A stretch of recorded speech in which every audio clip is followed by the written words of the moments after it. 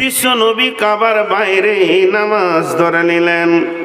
দীর্ঘ লম্বা টাইম চোখের পানিতে 2 রাকাত নামাজ পড়লেন। বহুদিন পর এসেছে কাবাতে। নবীজির যখন নামাজটা শেষ হলো, আল্লাহর নবী হাতটা এরকম করে বাড়ালেন ওসমানের দিকে। প্রথম চেয়েছিলেন এইভাবে, চাবিটা দাও, আমি আমার মাবুদের ঘরে 2 রাকাত নামাজ পড়ব। চাবি পেল না। এবার হাতটা এইভাবে বাড়ালেন। বাড়ানোর পর এই 2টি আঙ্গুলকে এইভাবে জড়িয়ে দিয়ে বললেন, ওসমান রে, অচিরি কাবার চাবি এখানে চলে আসবে, মানে কাবা আমাদের দখলে আসবে। আমার আল্লাহ অচিরি চাবি আমার হাতে পৌঁছে দেবে। এই কথা বলে বিশ্বনবী মাত্র 3 দিন টাইম পেয়েছিলেন মক্কায় থাকার। কাফেররা বেশি টাইম দেয়নি। এমন একজন বেঈমান পরে ঈমান এনেছিল, খালিদ বিন ওলীদ। যেদিন নবী মক্কা ঢুকে সেদিন খালিদ বিন ওলীদ মক্কা থেকে বাইরে চলে গেছে, অন্য গোষ্ঠীর পাড়াতে গিয়ে দিন কাটাচ্ছে। বলছে ও যতদিন মক্কাতে থাকবে নবী মুহাম্মদ, আমি মক্কায় পা দিব না, ওকে আমি ঘৃণা করি। যেদিন ও মক্কা থেকে বেরিয়ে যাবে সেই দিন আমি মক্কাতে ঢুকবো। এদিকে বিশ্ব নবী ঢুকছেন উমরা করার জন্য, ওদিকে খালিদ বিন ওলীদ বের হয়ে চলে যাচ্ছে। এখানে লম্বা ঘটনা রয়েছে। তবে এবার ওসমান বিন মাযুন যখন চাবিটা দিল না, দয়ার নবী মদিনায় চলে গেলেন। মদিনাতে যাওয়ার পর দীর্ঘদিন পর যখন মক্কা বিজয়ের ঘোষণা বেজে উঠলো, ডঙ্কা বেজে উঠলো, রই রই রই রই কাণ্ড উঠলো, আল্লাহ তাবারাক ওয়া তাআলা মুসলমানদেরকে বিজয়ী দিলেন। বিশ্ব নবী সাহাবা রাদিয়াল্লাহু আজমাইনদেরকে নিয়ে একদম মক্কা অভিমুখে রওনা হয়ে গেলেন। যখন মক্কা ঢুকতে শুরু করেছে, একদিকে সাহাবীরা ঢুকছে আর একদিকে ঢুকছে, একদিকে বিশ্ব নবী ঢুকছে। ওসমান তখন থর করে কাঁপছে। চাবি তো আমার কাছে আছে, আমার তো পালানো যাবে না, চাবি তো দিতেই হবে, বিজয়ী তো দৌড়া করেছে। যখন আল্লাহর নবী কাবাতে বক্তব্য রাখছেন, তখন ওসমান থর করে কাঁপছে। তখনও হিন্দার মতো একজন মেয়ে, সেও মক্কা মুকাররমায় বাস করছে। আল্লাহর নবী বক্তব্য শেষ হলো, ওসমান হাতে চাবিটা নিলেন। ওসমানের হাত থেকে চাবিটা বিশ্ব নবী নিয়ে কাবার দরজাটা খুললেন। ভিতরে গিয়ে দীর্ঘ লম্বা 2 রাকাত নামাজ পড়লেন। নামাজ পড়ার পর কাবা থেকে বের হয়ে আসলেন। এবার ওসমান চুপ করে দাঁড়িয়ে আছে, চোরের মতো, মুজরিমের মতো দাঁড়িয়ে আছে। একদিকে আবু বকর দাঁড়িয়ে আছেন, একদিকে ওসমান দাঁড়িয়ে আছেন, একদিকে আলীর মতো বাঘ দাঁড়িয়ে আছে, একদিকে উমরের মতো সিংহ দাঁড়িয়ে আছে। আর ওসমান মনে মনে ভাবছে, যখনই রাসূলের নামাজ শেষ হয়ে যাবে আর বিশ্বনবী বলবে গাধাটাকে পিটা, আর এমন মার দেবে আর আমি পৃথিবীর বুকে বেঁচে থাকবো না, এখনই আমার নিঃশ্বাস শেষ হয়ে যাবে, আর মাত্র কয়েক মিনিটের পর আমি ওসমান লাশে পরিণত হয়ে যাব। এই রকম চিন্তা তার মধ্যে রয়েছে। এমন সময় বিশ্বনবী কাবার ভিতর থেকে বের হয়ে বলছে ওসমান, আর যেই বলেছে ওসমান ধরাস করে জানটা চমকে উঠেছে, রাসূলের দিকে তাকাচ্ছে। ইয়া রাসূলুল্লাহ, কি জানি কি অর্ডার হবে। আল্লাহর নবী বললেন, ওসমান রে, তোমার হাতটা আমার দিকে দাও। হযরত ওসমান হাতটা বাড়ালেন। আল্লাহর নবী চাবিটা ওসমানের হাতে দিয়ে বললেন, আমি আখেরি পয়গম্বর, আমি নবী মুহাম্মদ, আমি আখেরি পয়গম্বর, কাবার চাবি তোমাকে এই দায়িত্ব দিলাম।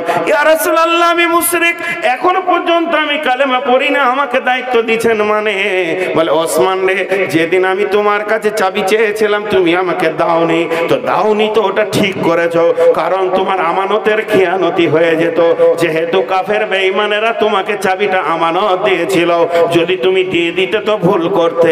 তোমার ভিতরে একটা আমানতি জ্ঞান রয়েছে, এর জন্য আমি আল্লাহর রাসূল তোমাকে কাবার চাবির দায়িত্ব দিয়ে দিলাম।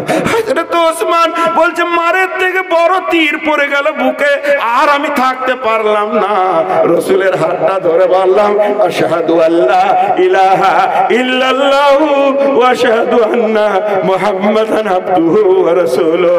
আল্লাহ তাবারাক ওয়া তাআলা তার আদর্শের ছুরিতে, আল্লাহ রাসূল সাল্লাল্লাহু আলাইহি সাল্লাম তার আদর্শের ছুরিতে এই জান্নাতীগুলো বানিয়েছিলেন। মা আমার, বোন আমার, আপনারা একটু কান করেন। একটু 2 সেকেন্ডের জন্য বলছি, একটা মহিলা, মহিলা মানি যে দুর্বল, এটা ভুল ধারণা। মহিলাদের ভিতরও ক্ষমতাবান আছে। বিবি খানসার কথা বলতে গেলে পুরুষ কি ওর কাছে টিকবে? বুদ্ধি, কৌশল, জ্ঞান, বিবেচনা, পাক্কা মেয়ে। তো এখন ওই কাবা বিজয়ের পর, মক্কা বিজয়ের পর আল্লাহ তাবারাক ওয়া তাআলা রাসূল 10 জনের 12 জনের নাম কাবাতে এরকম করে লিখে টেঙে দিলেন। 10-12 জনের নাম লিখে টেঙে দিলে। কেন টাঙলে? বলে দিলে এদেরকে যারা মেরে দিবে, এদের মাথা কেটে যারা ফেলে দিবে, এদের গর্দন থেকে মাথাকে যে নামিয়ে দেবে, তার কোনো রক্তের বদলা রক্তালিয়া হবে না, তাকে মারা হবে না, সে বেঁচে যাবে। এরা ছিল পাক্কা ইসলামের 1 নম্বর শত্রু। 2 নম্বর লই, 1 নম্বর শত্রু। সেই লিস্টে একজনের নাম ছিল ইকরামা বিন আবু জাহেল। ইকরামা বিন আবু জাহেল মানে আবু জাহেলের বেটা ইকরামা। ও আবার লিস্টের ফার্স্টের দিকে নামের মালিক। তো ইকরামাকে বলে দিল আর কোনো বন্ধু, ইকরামা রে, জান বাঁচা, তোকে যে দেখবে সে কাটবে। বিশ্ব নবী তোর নাম লটকিয়েছে কাবাতে।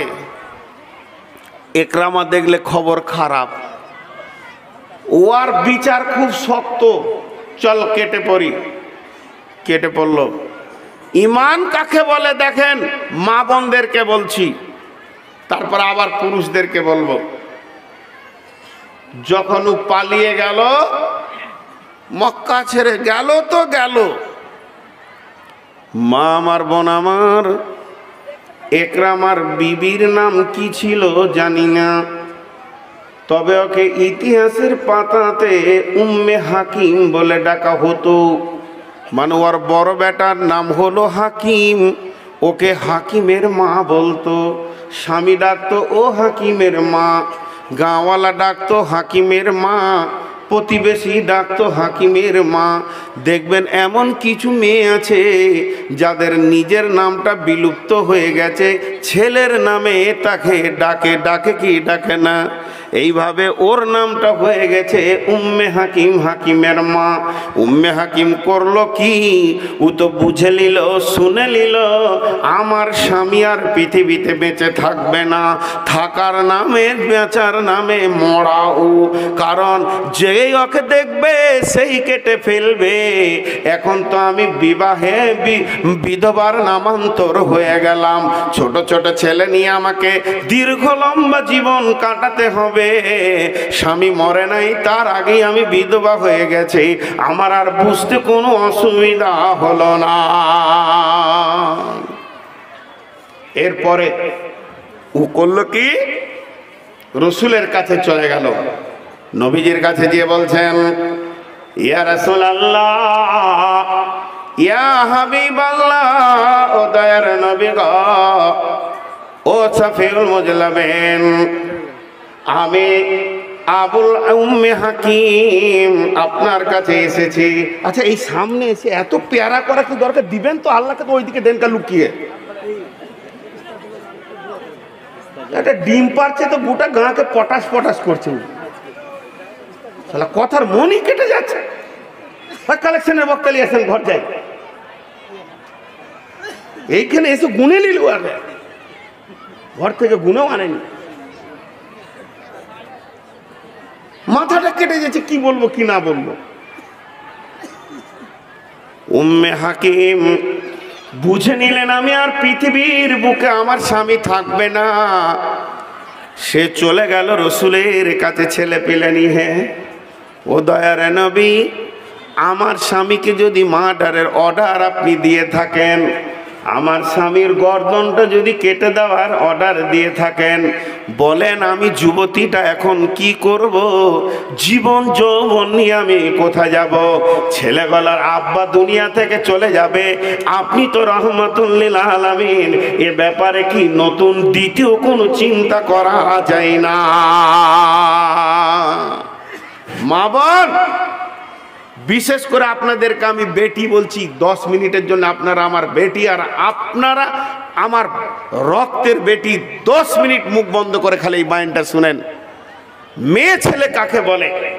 যদিও মেয়েটা কাফির, সে এবার রসুল ঢোকার পর ঈমান এনেছে। রাসূলুল্লাহ, ইয়া রাসূলুল্লাহ, এটা কি দ্বিতীয় কোনো চিন্তা করা যায় না? নবীজি বললেন, শোনো, আমি আমার নিজের স্বার্থে তার ব্যাপারে নামটা লিখিনি। সে হলো আল্লাহর দুশমন, সে হলো কোরআনের দুশমন। তার যারা যে কাণ্ডগুলো ঘটেছে, তার মত ছাড়া দ্বিতীয় কোনো রাস্তা নাই। তাকে বাঁচানো যাবে না, তার জন্য কিছুই করা যাবে না, দ্বিতীয় কোনো সিদ্ধান্ত টানা যাবে না। মেয়েটি বুঝে নিলেন উপায় শেষ হয়ে গেল, হাতে আর কিছু নাই।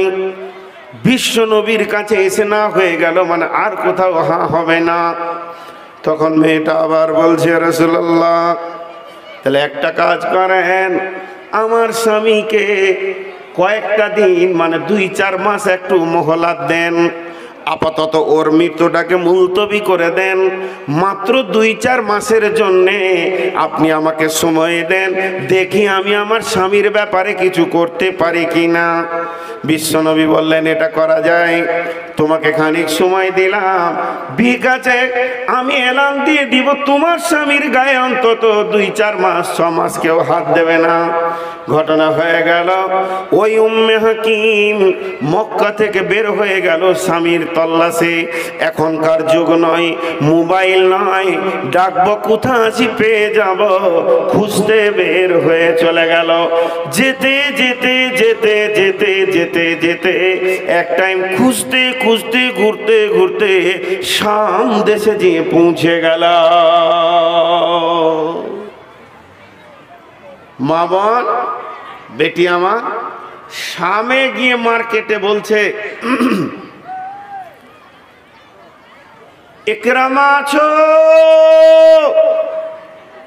ইকরামা। একটা মেয়ে চিল্লাইছে কেন গো মার্কেটে?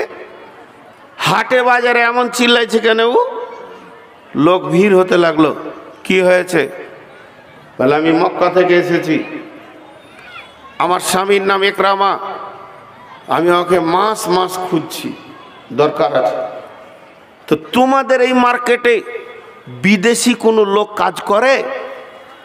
তো বলছে, চলে যাও এই গলির ভিতরে, দেখো গো ওই দোকানে একটা লোক আছে, কোথাকার জানি না, তোমার স্বামী হবে কিনা বুঝি না, যাও। ও ঢুকে গেল, গিয়ে দেখছে ওর দোকানে কাজ করছে। ও স্বামীকে বলছে, স্বামী আমার, ফিরে যেতে হবে মক্কাতে। স্বামী বলছে, খেপি রে, এখানে আছি তো জানটা আছে, ওখানে গেলে সব হারিয়ে যাবে রে। তখন বলছে, স্বামী আমার, কোনো পৃথিবীর মেয়ে চাই না তার স্বামী পৃথিবী থেকে চলে যাক। তোমাকে বাঁচানোর জন্য বিশ্ব নবীর কাছে কয়েকদিনের নিরাপত্তা নিয়ে এসেছি, বিধায় তুমি আমার সঙ্গে চলো, বুঝে দেখো। বলে, খেপি তুই চলে আয়, এখানেই থেকে যাব, আর ওই দেশে যাওয়ার দরকার নাই।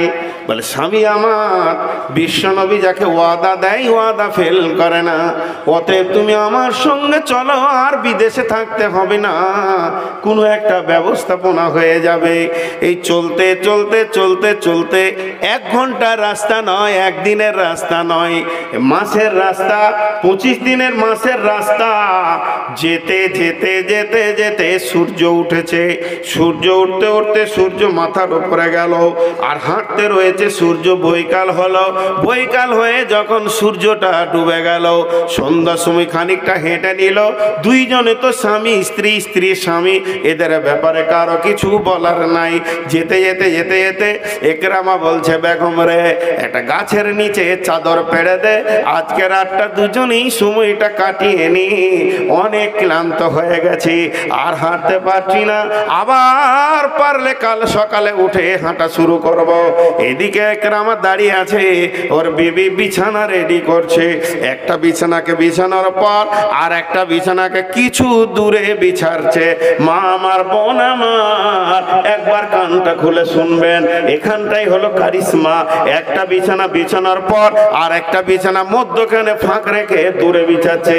একরামা বলছে, বেগম রে, তুই কি আমাকে ভুলে গেলি রে?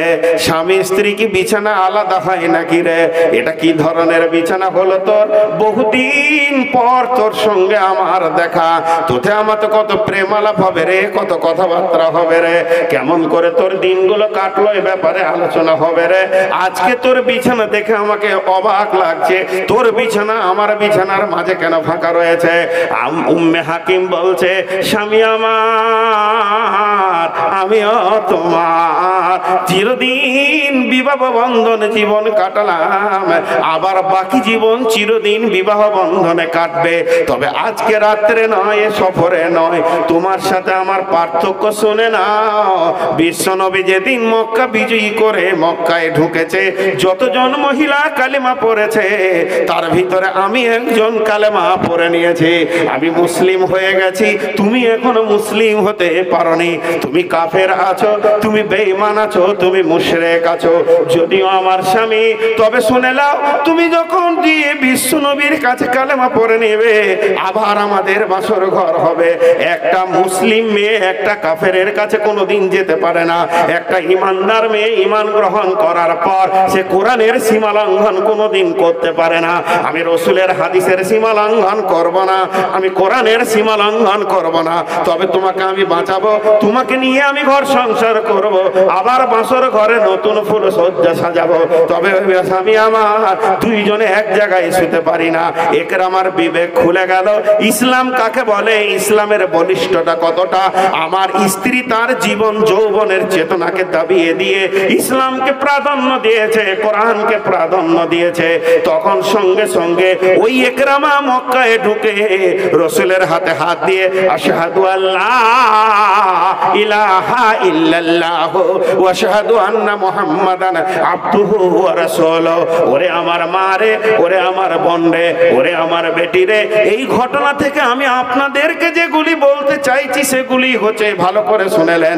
ইসলামের বন্ধনে যখন আসবো, ইসলামকে যখন মেনে নিব, তখন পরিপূর্ণ মেনে নিতে হবে। উদখুলু ফিস সিলমি কাফা, ইসলামে হাফ চলবে না, ইসলামে কম্পেয়ার চলবে না।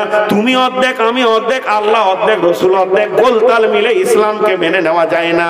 ইসলাম হচ্ছে স্বচ্ছ, ইসলাম হচ্ছে পরিষ্কার, ইসলামে কোনো নোংরামি নাই, ইসলামে লাল দাগ নাই। অতএব কোনো লাল দাগওয়ালা প্রাণী ইসলামে আপন বলে নিতে পারে না।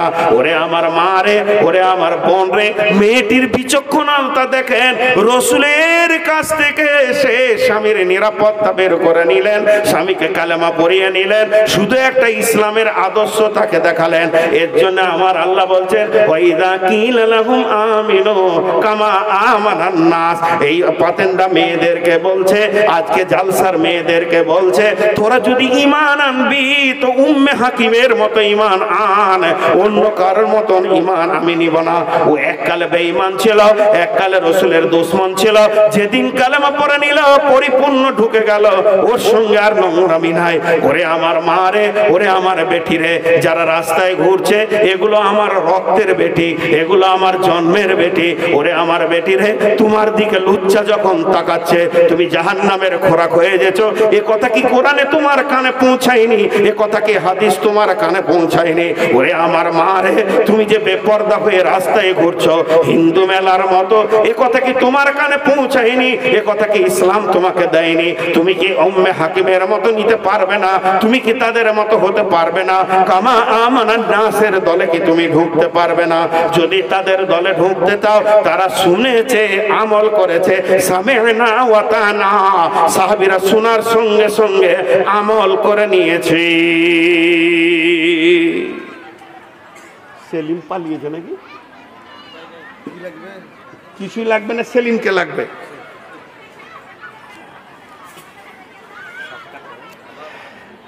খুব ক্লান্ত হয়ে গেছে। হ্যাঁ, ওটা দেখছি। আচ্ছা, আপনাদের বিরক্ত লাগছে নাকি? একটা জিনিস খালি মুখে শুনেলেন, এটা আমার প্রসঙ্গের বাইরে বলছি, প্রসঙ্গের বাইরে একটা কথা বলছি, খুব ভালো করে আমার পাশে বসে থাকো। হ্যাঁ, গাড়ি আছে তো, চাবি মারা আছে তো গাড়িতে, একটু পেছিয়ে বসাও। তুমি যাবার ইমাম হতে চললে, মুক্তাদি হও। কি বলছিলাম? রসুলের একটা ছোট্ট কথা তুলে ধরি আপনাদের সামনে। আল্লাহ তাবারক ওয়া তাআলা 40 বছর বয়সে নবুয়তিটা দিয়েছেন, সার্টিফিকেট দিয়েছেন যে আজকে তুই নবী হলি।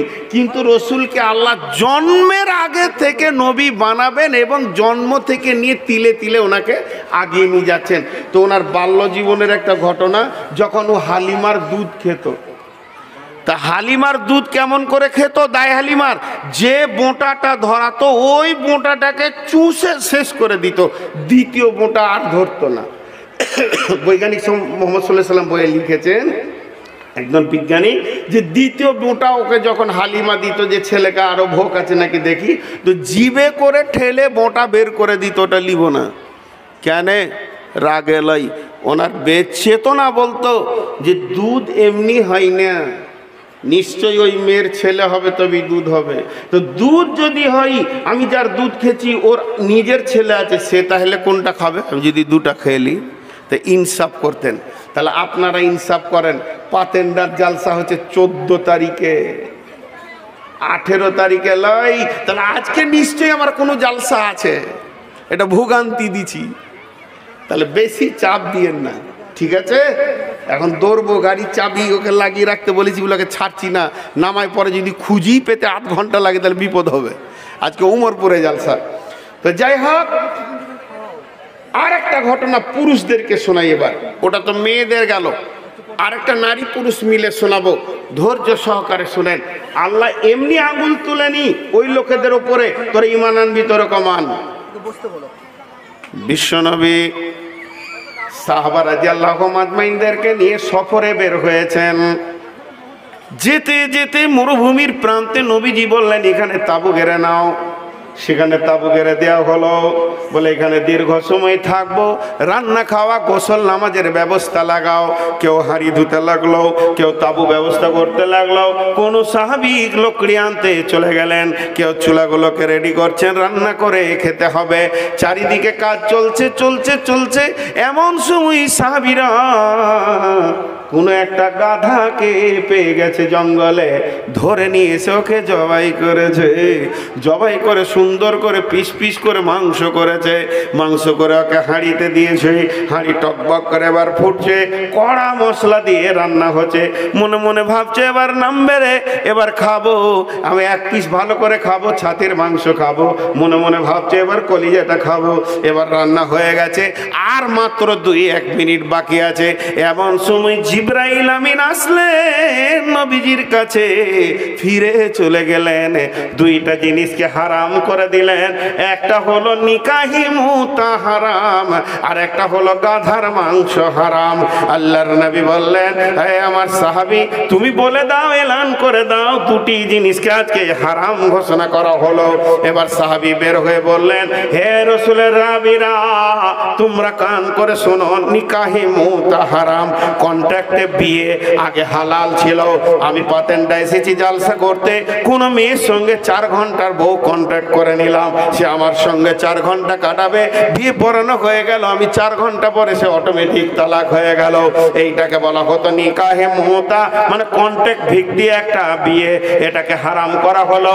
আর যে গাধাকে তোমরা জবাই করেছ এবং আর রান্না হতে চলেছে, এই গাধার মাংসকে আল্লাহ হারাম করে দিলেন।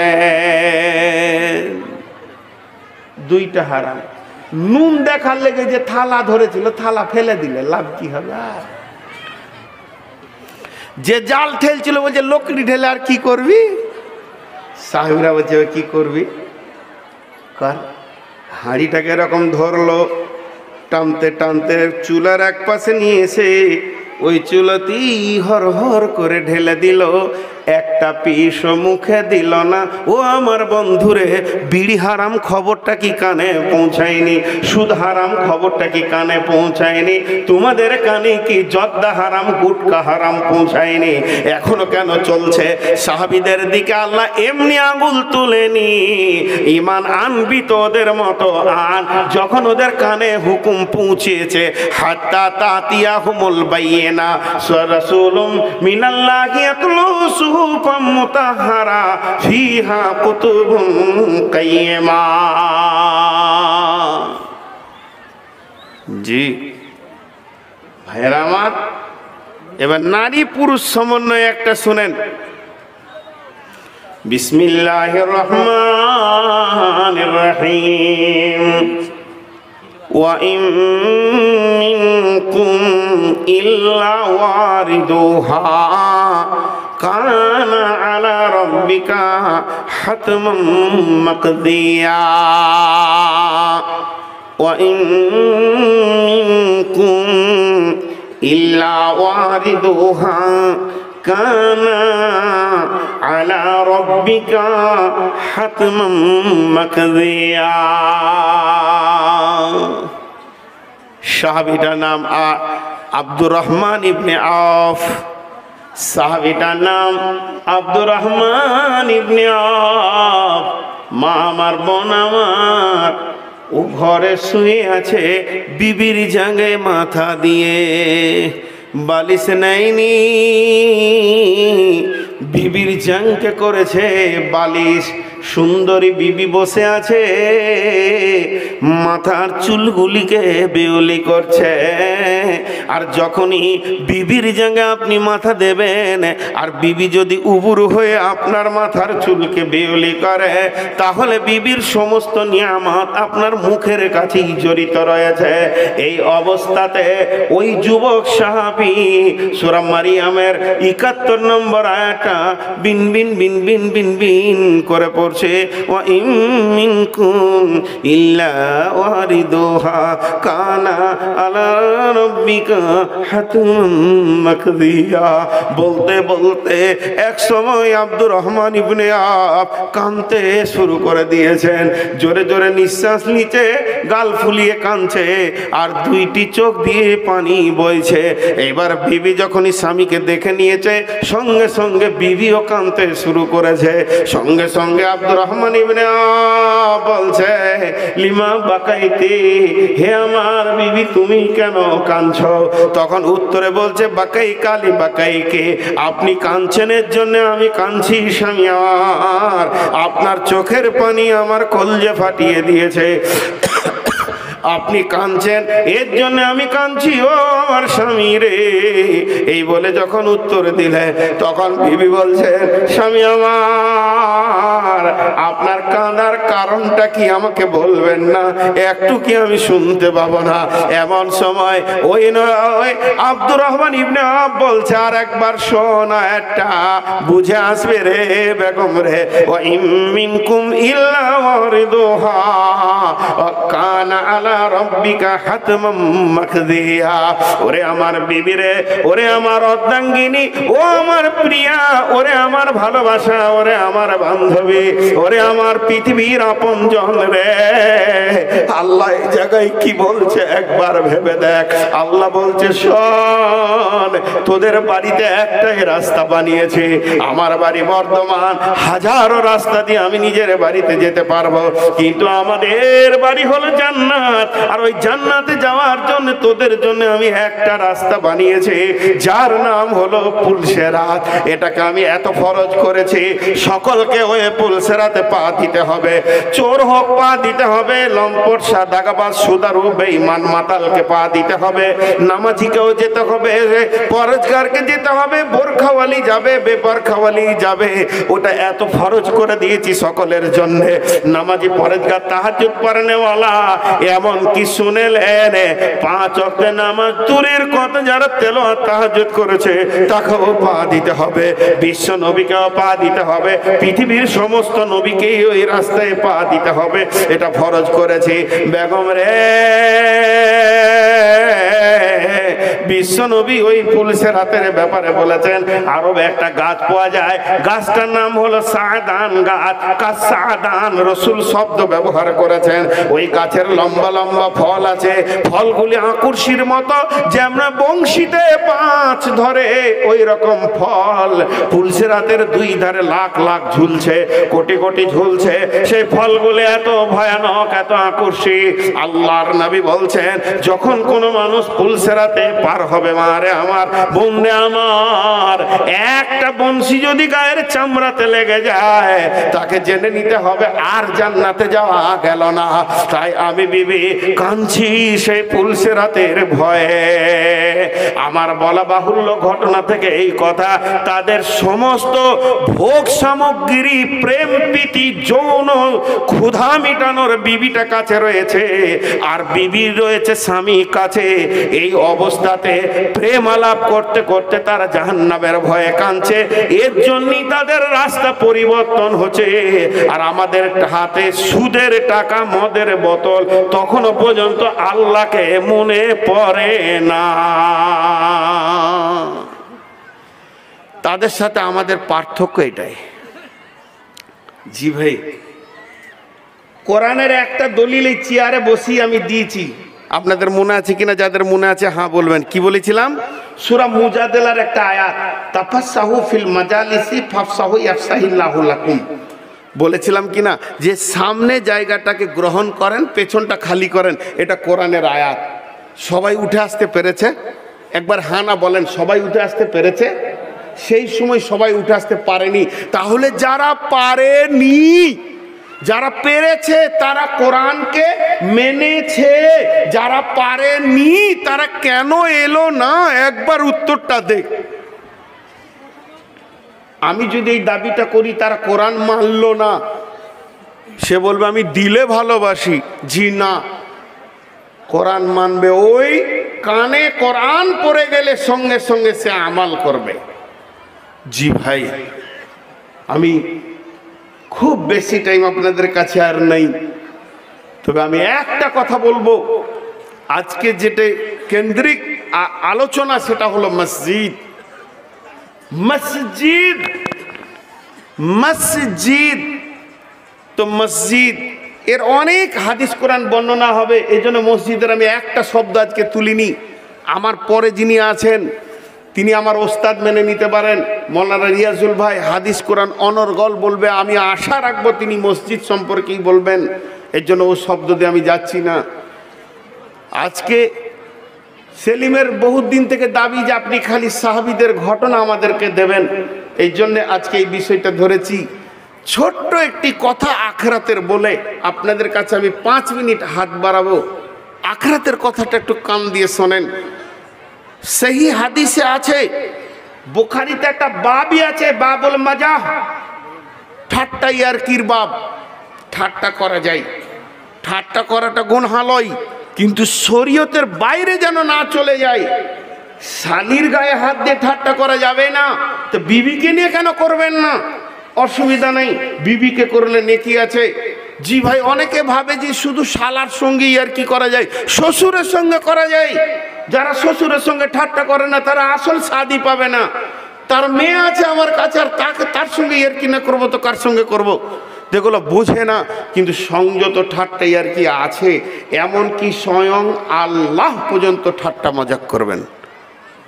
জি, আল্লাহ ঠাট্টা করবেন।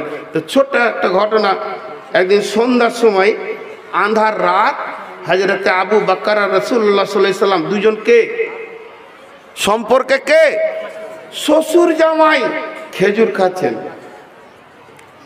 তো আবু বকর খেজুর খাচ্ছে, আঁটিটা নিজের দিকে রাখছে। আল্লাহ রসুল খেজুর খাচ্ছেন, আঁটিটা নিজের দিকে রাখছেন।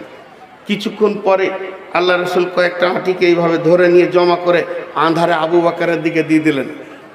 দিয়ে বলছে, আবু বকর, জি ইয়া রাসূলুল্লাহ, খাওয়া শেষ হলে আঁটি গুনবো কার দিকে কটা আছে।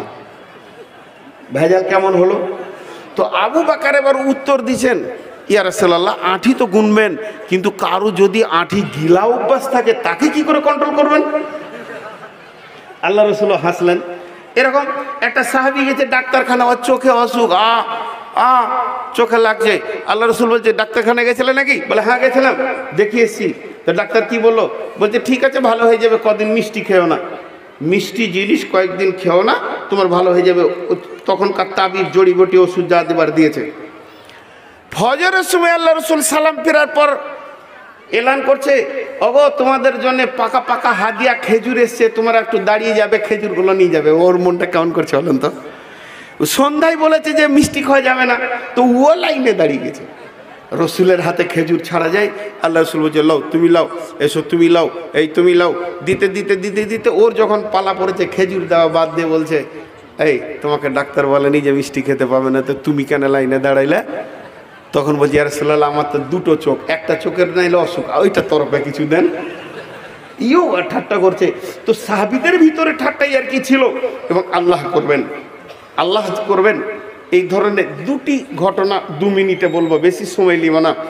কিয়ামত যখন হবে, কঠিন কিয়ামত, কিয়ামতের দিন হিসাবের দিন, কিয়ামতের দিন হিসাবের দিন আমাদের মাথাতে ঢুকে আছে জালসা শুনে, খুতবা শুনে। তো যখন কিয়ামত শুরু হবে, হিসাব শুরু হবে, তখন আল্লাহ দুজনকে ডাকবে, আব্দুর রহমান, আব্দুর রহিম, তোরা এদিকে আয়। দুইজনকে যখন আমার মাবুদ ডাকবে, ওরা দুজনে আল্লাহর দিকে যাবে আর বলবে, জালসাতে শুনেছিলাম, খুতবাতে শুনেছিলাম, নবীজি বলেছেন, কোরআনে আছে, কিয়ামতের দিনে হিসাব হবে, চল চল চল, আল্লাহ ডেকেছে মানে এবার হিসাব আমাদের শুরু হবে। দুইজনে চলে আসবে আল্লাহর কাছে। যেই আল্লাহর কাছে পৌঁছাবে, আল্লাহ ওদেরকে বললেনই না তোরা নামাজ পড়েছিস কিনা, রোজায় থেকেছিস কিনা, কোনো কথা না বলে আমার আল্লাহ বলবে, তোরা দুজনই জাহান্নাম চলে যা। এটা আল্লাহর ঠাট্টা, কিন্তু চলে এসেছে। তোকে একটা শব্দ জিজ্ঞেস করলে না, দুইজনেই জাহান্নাম যা। আব্দুর রহিম মারল দৌড়, জাহান্নামের দিকে এত জোর দৌড়ছে, যত তাড়াতাড়ি ঢুকবে যেন তত ভালো হয়। আব্দুর রহমান এক পা ফেলছে, একবার আল্লাহকে দেখছে, আবার এক পা ফেলছে, আর একবার আল্লাহকে দেখছে। এইভাবে যেছে, একবার পা ফেলে একবার আল্লাহকে দেখে, রব্বুল আলামিন ফেরেশতাদেরকে বলবে, দুজনকে ধরে নিয়ে আই। ধরে নিয়ে আসা হলো, দুজনকে দাঁড় করে দেয়া হলো। আমার আল্লাহ আব্দুর রহমানকে প্রশ্ন করবে, আব্দুর রহমান, আমি কি তোমাকে জাহান্নাম যেতে বলিনি? বলেছি, হ্যাঁ বলেছেন, তবে কেন পেছন দিকে বারবার তাকাচ্ছিলে? ও দয়াল মাবুদ গো, আপনি কোরআনে বলেছেন, লা তাকনাতু মির রাহমাতিল্লাহ, আল্লাহ রহমত থেকে বঞ্চিত হইও না। তাই আপনি জাহান্নাম যেতে হুকুম দিলে কি হবে? এখনো আমার বিশ্বাস ছিল আপনি আমাকে দয়া করবেন। আমি আপনার দয়াটা পাওয়ার জন্য বারবার তাকাচ্ছিলাম, কখন মাবুদ ডেকে নেবে। আমার এই মলিন মুখটা দিয়ে তাকে বলবে, আব্দুর রহমান, তোকে আমি মাফ করে দিয়েছি রে। তার জন্য আমি দয়ার আশা করে বারবার আপনার দিকে তাকাচ্ছিলাম। বলবে, তুই দাঁড়া। আব্দুর রহিম, জাহান্নাম কি ভালো জায়গা না খারাপ জায়গা? বলে, খারাপ জায়গা, সেখানে দাও দাও করে আগুন জ্বলছে। তাহলে এত দ্রুত কেন তুই জাহান্নামের দিকে দৌড়ছিলি রে, একবার বল। আব্দুর রহিম উত্তরে বলবে, মাবুদ, কোনোদিন তো আপনার হুকুম মানতে পারেনি, এর জন্য জাহান্নামি হয়ে গেছে। আজকে আপনি স্বয়ং সম্পন্ন নিজের চোখে আপনাকে দেখছে, আর আপনি আমাকে হুকুম করলেন জাহান্নাম যা। যখনই আপনি হুকুম করেছেন, জাহান্নামটা আগুনের না, জাহান্নামটা পানির না, শান্তি না অশান্তি, এটা আমার দেখার ব্যাপার নাই। আমি এত দৌড়ছিলাম যাতে করে জাহান্নামে চট করে ঢুকে যাব। ঢুকলেই আমি আল্লাহকে বলতে পারবো, মাবুদ, আমি তোমার হুকুম তো একটা মেনেছি, আর এই হুকুমটা মানার জন্য তাড়াতাড়ি আমি জাহান্নামের ভিতরে যাচ্ছিলাম। আমি জাহান্নামীদেরকে কথা বলতে পারতাম, ও জাহান্নামের দল, তোরা শুনেলে, তোরা তো পাপের কারণে এসেছিস না কিসের কারণে এসেছিস আমার দেখার দরকার নাই। আমি জাহান্নামে এসেছি আল্লাহর হুকুমকে মানার জন্যে। তাই আপনার হুকুমটা মানার জন্যে আমি তাড়াতাড়ি করছিলাম, যতক্ষণ আল্লাহর হুকুম মানতে পারবো তত ভালো। আমার আল্লাহ বলবে, তোদের সঙ্গে ঠাট্টা করেছে, তোরা দুজনেই জান্নাতে চলে যা। জি, এরকম হাদিস অনেক আছে, বুখারীতে হাদিস এগুলো অনেক আছে, একটা দুটো নেই। খালি আরেকটা বলে শেষ করে দিব। সেটা কি, একটা লোক ওই হাসরের মাঠে গায়ে এইভাবে মাটি মাখবে আর চিল্লাবে, বাঁচাও, হালাক হয়ে গেলাম, শেষ হয়ে গেলাম, বুকে মারবে, মাথায় মারবে আর চিল্লাবে। লোকটা কি হয়েছে গো? চিল্লানোর কারণ, লোকটা খালি বলবে, আমার সব নেকি আর নেকি, শুধুমাত্র একটা গোনা। আমি যদি একটা নেকি পেয়ে যাই, জান্নাতের ফয়সালা পেয়ে যাব। কে আছো আমাকে একটা নেকি দেবে? আত্মীয় স্বজন কেউ দিল না, গোটা হাসরবাসী দিল না, কোথাও নেকি পেল না। শেষ মেসু যখন নৈরাশ হয়ে গেছে, তখন জাহান্নামের লাইনে একটা লোক দাঁড়িয়ে আছে, ওর হিসাব হয়ে গেছে, আর মাত্র জাহান্নামের সিরিয়ালে রয়েছে, জাহান্নামে ঢুকবে। উই ডাকছে ওকে, যখন ও ডাকবে তখন ও বলবে, তুই এখন ঢুকবি, তুই আবার কি আমাকে ডাকবি? বলে, ভাই শোন, একবার আয়, অন্তত তোর সঙ্গে জাহান্নামে ঢোকার আগে কথাটা তো বলে নি। ওর কাছে গিয়ে দাঁড়াবে, বলবে, আমার তো সবই গোনা, একটা মাত্র নেকি, এটা থাকলি কি না থাকলি কে, আমাকে তো জাহান্নাম যেতেই হচ্ছে, এই নেকিটা নিয়ে তুই তো জান্নাতে চলে যা। যখন ওকে জান্নাতের ওই নেকিটা দিয়ে দেবে, মারবে তোর আল্লাহর কাছে, আল্লাহ আমি কামিয়াব, আমি কামিয়াব, আমি বেঁচে গেছি, মাবুদ আমাকে জান্নাতের ফয়সালা দেন। আল্লাহ সব জানেন, বোঝেন। তারপরও আল্লাহ বলবে, আজকের এই কঠিন দিনে তোকে কে নেকি দান করলো বল, তাকে ধরে নিয়ে আয়। এবার ও যাবে ওকে ধরে আনতে, বলবে, আমার ঝিয়ে লাভ নাই, আমি দেখে নিয়েছি আমার ফেরেশতাতে জানে কি ওজন করেছে, তাতে সব ঠিক ঠিক করেছে, আর আল্লাহর কাছে দিয়ে লাভ নাই। এখন ই বলবে, ভাই তুই একবার আমার সঙ্গে আয়, এই বলে ডেকে নিয়ে গিয়ে যখন ওকে পৌঁছিয়ে দেবে আল্লাহর কাছে, আল্লাহ জানেন। তারপরে বলবে, বান্দা তুমি কেন নেকি দান করলে বলো? আজকের দিনে কি আমার নেকির অভাব আছে নাকি? আমি কাউকে মাফ করতে পারতাম না, আমার গোটা অনেক কি কোনো অভাব আছে? আজকের কঠিন দিনে তুমি কেমন করে নেকিটাকে দান করেছো বলো? আল্লাহকে তখন বলবে, মাবুদ আমি দান করেছি এই জন্য যে আমি জাহান্নাম যেছি, সেও যাবে, কেন? তা একটা নেকি ওকে দিয়ে যদি ওই জান্নাতি হয়তো অনেক ভালো হয়ে যায়, তাই আমি ওকে দান করে দিলাম। রব্বুল আলামিন বলবে, বান্দারে যদি মানুষ হয়ে মানুষকে তুমি একটা নেকি দান করে দিতে পারো, তা আমি রব তোমাকে মাফ করে দিয়েছি, দুজনেই জান্নাতে চলে যাও। ভাইরা আমার, ছোট কোনো একটা নেকি দেখে আল্লাহ মাফ করতে পারে। আল্লাহর গোলাম কেউ আছেন 5,000 10,000 দেনেওয়ালা?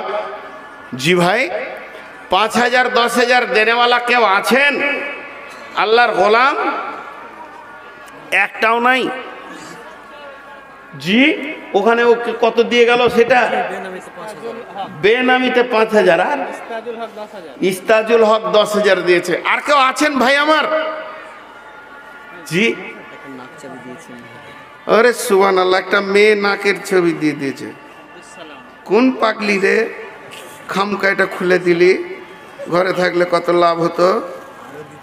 জি, এই যে নাকের একটা, একদিন কালেকশন করতে করতে 36টা নাকের চলে এসছে। জি, সব সখীরে পার করি বলিব এ গ্রামের এলাকার মা বোনেদের পার করিব, লিব কানের সোনা প্রাণ সখী গো, আমার নবী জান্নাত ঘাটের মাঝি, আমি তার শোনাবি না কিছুই।